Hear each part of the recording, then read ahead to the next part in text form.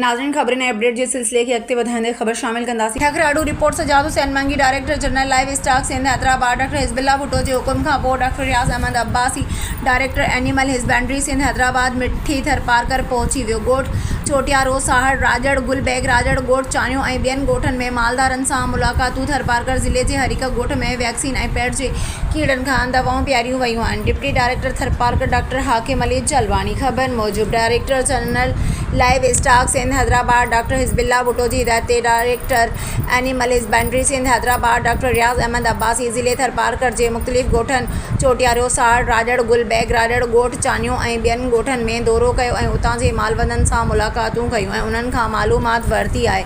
अवां जे जानवरनि खे वैक्सीन ऐं पेट जे कीड़नि खां दवाऊं मुहाड़ीअ जे बचाव लाइ FMD वैक्सीन थी आहे। उन मौक़े ते डिप्टी डायरेक्टर थरपारकर डॉक्टर हाकिम अली जलवानी ॻाल्हाईंदे चयो त मुंहिंजी टीम में senior veterinary officer doctor Ajay Kumar doctor Ibrahim Nehri doctor Usman Kumbhar doctor Abdurrahim Dahoch ऐं टेक्निकल स्टाफ ऐं स्टॉक असिस्टेंट राति ॾींहुं फील्ड में कमु करे रहिया आहिनि। ज़िले थरपारकर जे सभिनी ॻोठनि में मालदारनि लाइ लाइव स्टॉक जी सहूलियत पहुचाई आहे।